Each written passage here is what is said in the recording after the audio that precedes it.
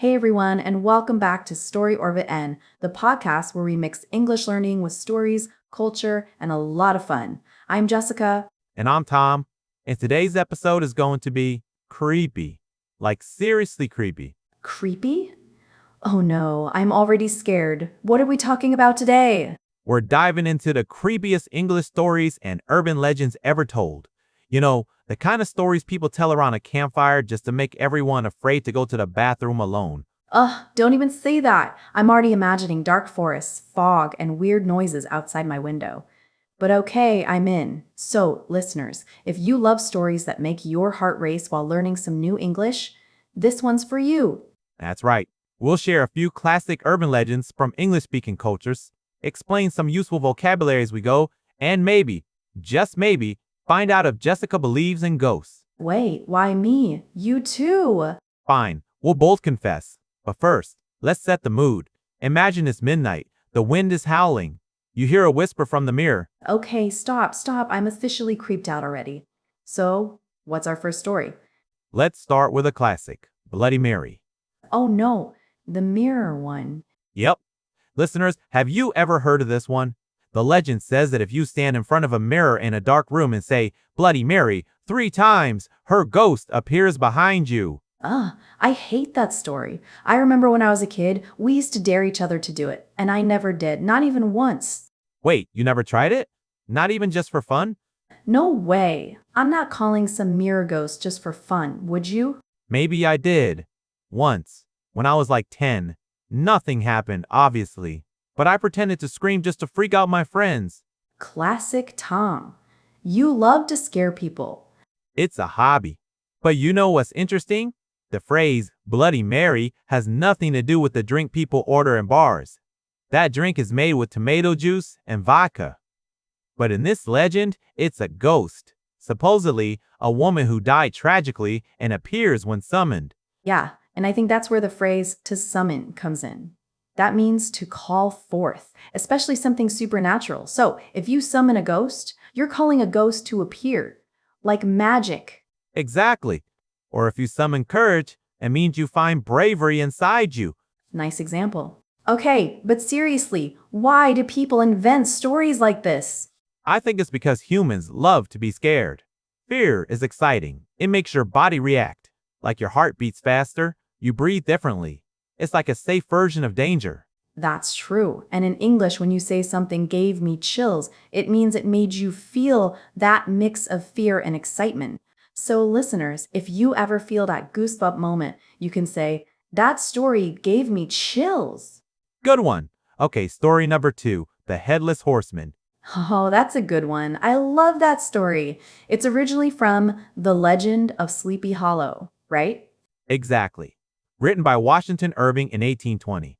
It's one of the first big American ghost stories. The tale is about a soldier who lost his head in battle and comes back at night, riding his horse, searching for his missing head. Okay, that's horrifying. I'd rather have no ghost stories at all, thank you. But it's such a great image. A rider galloping through the fog, holding a pumpkin instead of a head. So Halloween. Wait, I have a question. The word headless literally means without a head, right? Yep, so you can take that structure and use it with other words. For example, hopeless means without hope. Fearless means without fear. That's actually a great grammar tip. Adding less to the end of some words means without. So, careless means not careful, speechless means so shocked you can't talk, and heartless means cruel. Exactly. So, the headless horseman is literally the horseman without a head. Pretty terrifying. Imagine running into that on your way home. Hey, excuse me, sir, you dropped your head. I'd say, keep it, and run the other way.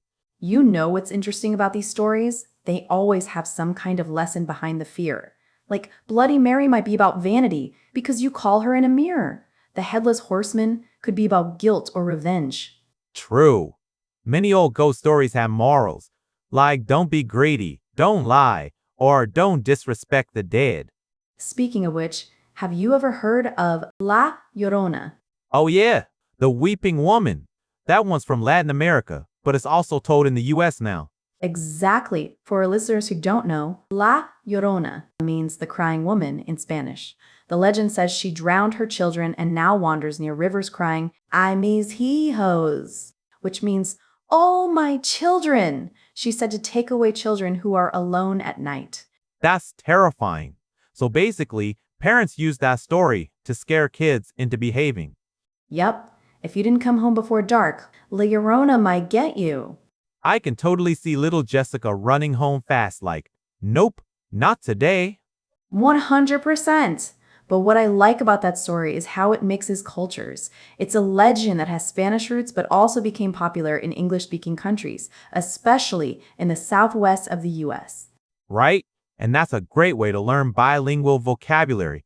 For example, you can say La Llorona in Spanish, but explain it in English as the weeping woman. So listeners, when you tell stories like this, you can mix both languages and it sounds cool. Exactly. And if you ever want to sound spooky in English, you can use words like haunted, chilling, or eerie. Haunted means a place where ghosts are said to live. Eerie means strange in a scary way. For example, the forest was so quiet it felt eerie. Nice. And chilling can mean both cold and scary, like a chilling scream. So not just cold, but emotionally scary too. I have a question for you, Tom. What's the scariest place you've ever been? Oh, easy. There's this abandoned hospital near my hometown. My friends and I went there once at night. It was pitch dark, and there were broken windows, graffiti, and the wind made this weird whistling sound through the hallways. Okay, I'm already out. You actually went inside? Yeah, it was supposed to be for an urban exploration. But honestly, it felt haunted. We heard what sounded like footsteps, but we were alone. No way. Probably a raccoon. That's what I tell myself to sleep at night. Haha. Okay, so listeners, the word abandoned means left empty or no longer used, like an abandoned building. And urban exploration is when people visit old, forgotten places like factories, tunnels, or hospitals. Exactly. And just a tip, if you ever see a no trespassing sign, don't go in. Trespassing means entering private property without permission. Vocabulary and survival advice in one podcast? Perfect. Okay, your turn. Scariest place you've ever been? Honestly, probably an old hotel in Scotland. It was beautiful, but it had this huge portrait of a man with really dark eyes. At night, I woke up, and I swear the painting looked like it was watching me. Classic haunted painting. You should have burned it. No, it was part of the hotel decor. But yeah, it was super eerie. And the next morning, I asked the receptionist about it, and she said, oh, that's Lord something something. He used to own the place.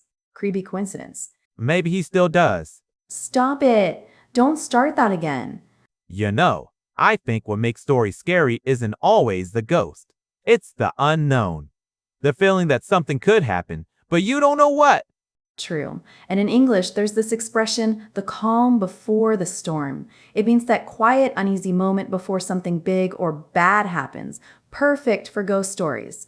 Oh, nice. You could say, the forest was silent. It was the calm before the storm. Exactly. Or the students were quiet before the exam. It was the calm before the storm. Love it. Okay, next story. The Vanishing Hitchhiker. Oh, that one gives me chills. Tell it. So, the story goes like this. A man is driving down a lonely road at night. He sees a young woman standing by the road, looking cold. He offers her a ride. She tells him an address. When they arrive, he turns to say goodbye, but she's gone. Vanished. Later, when he visits the house, the family tells him she died years ago on that same road. That story gets me every time. It's so sad and mysterious. Yeah, a hitchhiker is a good word to learn. It means someone who travels by asking for rides from passing cars. And to vanish means to disappear suddenly, like the magician vanished from the stage. Or, my homework vanished when my dog ate it. Uh-huh. Classic excuse. True story. Okay, next vocabulary. Goosebumps. It's that bumpy feeling on your skin when you're scared or cold. So, listeners, you can say, that story gave me goosebumps. I love that one. It sounds so visual. Exactly. And the cool thing is, it's the same physical reaction for fear or excitement. Like when your favorite song gives you goosebumps. Right. So ghost stories in concert, same biology. Okay. Speaking of ghosts, let's do a mini debate. Do you believe in ghosts? Ooh, here we go. Honestly, I don't know. I'm like 50-50. I've never seen one, but too many people have stories. What about you? I believe in energy, if that makes sense. Like maybe not floating white ghosts, but that certain places or objects can keep some kind of energy. Interesting. Like an emotional fingerprint? Exactly, like old houses that just feel heavy, or when you walk somewhere and instantly feel uncomfortable. Yeah, I felt that too, but it could just be imagination. Or intuition. The word intuition means that natural feeling you have about something without logical proof. So maybe our intuition senses something that science can't explain yet. Nice. But for me, unless a ghost taps me on the shoulder, I'm not convinced. Careful what you wish for. Fine. What about our listeners? What do you think? Do you believe in ghosts? Tell us in the comments after you finish the episode. And maybe share your country's most famous ghost story. We'd love to hear it. Definitely. Every culture has its own version of scary legends. Like Japan has Kuchisake Onna, the woman with the cut mouth, and the UK has hundreds of haunted castles. Or the American story of The Hook, the one about the couple in a car who hear on the radio that a murderer with a hook hand escaped, and when they drive away, they find the hook hanging from the door. Oh yeah, that's a good one. That story always made people afraid of parking in quiet places. Right? And listeners, a hook is a curved metal piece. You can hang things on it, but in the story, the murderer has one instead of a hand. That's what makes it scary. A tiny detail, but it creates a whole image in your head. Exactly. And that's something to learn about storytelling in English. Details make everything more vivid. Instead of saying a man, say a tall man in a raincoat with muddy boots. The listener imagines it instantly. Good storytelling tip. Vocabulary and storytelling in one episode. Bonus. Speaking of storytelling, I once read that people tell ghost stories to explain the unexplainable. Before science, people used myths to understand strange events. Yeah, like flickering lights, cold spots, voices in the wind. Now we might say, oh, that's just electricity, or that's the wind. But before it was, that's a ghost. It's fascinating how language keeps those old beliefs alive. Words like haunted, spirit, phantom, they all come from ancient ideas. True, and phantom actually comes from Greek roots, meaning appearance or image. So it's something that seems real but isn't. Nice etymology moment. You're full of facts today.